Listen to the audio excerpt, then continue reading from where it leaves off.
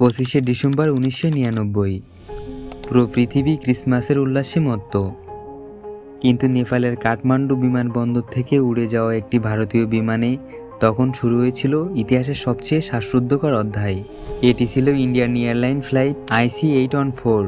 বিমানটির ভিতরে 176 জন যাত্রী ছিলেন, কিন্তু তাদের উৎসবের দিনটা রূপ নেয় এক বিভীষিকায়। এই কাহিনী কোনো সিনেমা নয়, এটা বাস্তব এবং এক ভয়ঙ্কর হাইজ্যাকের গল্প যা ভারতের ইতিহাস বদলে দিয়েছিল। 1999 সালের 25 ডিসেম্বর ইন্ডিয়ান এয়ারলাইন্সের ফ্লাইট IC-814 দুপুরে 11:15 কাঠমান্ডু থেকে দিল্লির উদ্দেশ্যে রওনা দেয়। বিমানে ছিল 15 জন ক্রু এবং 176 জন যাত্রী, কিন্তু ওই 176 জন যাত্রীর মাঝে লুকিয়েছিল 5 জন হাইজ্যাকার, যা কেউ কল্পনাও করতে পারেনি। আর তখনকার দিনে বিমানের নিরাপত্তা ব্যবস্থা এতটা কড়া ছিল না, সেজন্য সন্ত্রাসীরা নির্বিঘ্নে অস্ত্রসহ বিমানে উঠতে সক্ষম হয়েছিল। প্রথমে সবকিছু স্বাভাবিক ছিল, যতক্ষণ না বিমানটি ভারতীয় আকাশসীমায় প্রবেশ করে। ঘড়িতে সময় তখন 12:04। বিমানের ভেতরে ঘটে যায় এক অপ্রত্যাশিত ঘটনা। সেই 5 জন সন্ত্রাসী হঠাৎ উঠে দাঁড়ায়, তাদের মুখ ঢাকা, হাতে ধারালো ছুরি ও পিস্তল। তারা প্রথমে দখল নেয় বিমানের নিয়ন্ত্রণ। কিছুক্ষণের মধ্যেই পুরো বিমানের পরিবেশ পাল্টে যায়। এরপর হঠাৎ একজন সন্ত্রাসী বলে উঠলেন, এই বিমান এখন আমাদের নিয়ন্ত্রণে।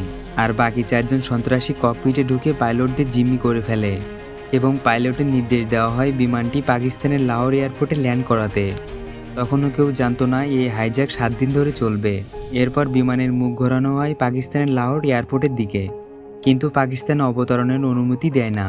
তখন বিমানটি চক্কর কাটতে থাকে পাকিস্তানের আকাশসীমায়। এদিকে জ্বালানি কমতে থাকে।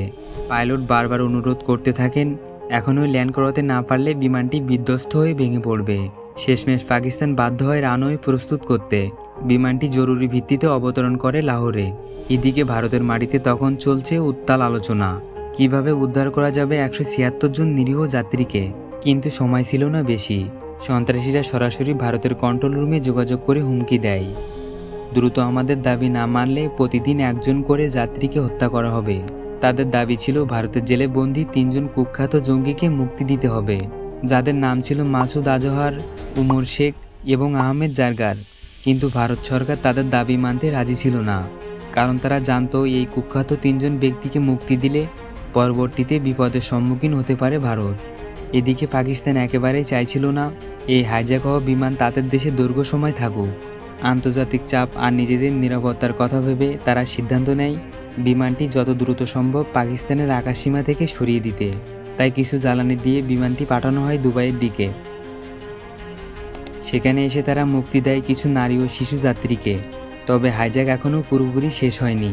সন্ত্রাসীদের শেষ গন্তব্য ছিল আফগানিস্তানের কান্দাহার।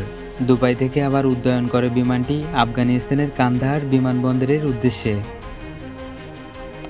কান্দাহার এমন একটি জায়গা যেখানে নিয়মকানুন, আইন বা আন্তর্জাতিক সাহায্য কিছুই কাজ করে না, যেটা ছিল তালেবান জঙ্গিদের নিয়ন্ত্রণে থাকা আফগানিস্তানের এক ভয়ঙ্কর শহর।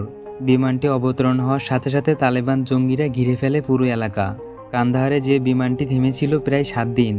সন্ত্রাসীরা প্রতিদিন হুমকি দিচ্ছিল, তাদের দলের 3 জনকে মুক্তি না দিলে একজন করে যাত্রী মারা পড়বে।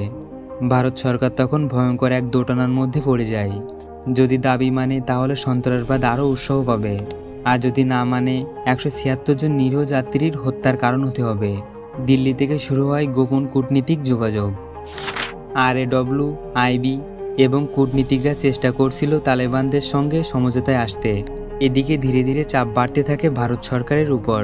পরিবারের কান্না, গণমাধ্যমের চাপ আর রাষ্ট্রের বিবেক সব মিলে ভারত সরকারকে নিয়ে যায় এক কঠিন সিদ্ধান্তে। শেষ পর্যন্ত 1999 সালে 31 ডিসেম্বর ভারত সরকারের পক্ষ থেকে কাবুলে পাঠানো হয় 3 জন বন্দীকে।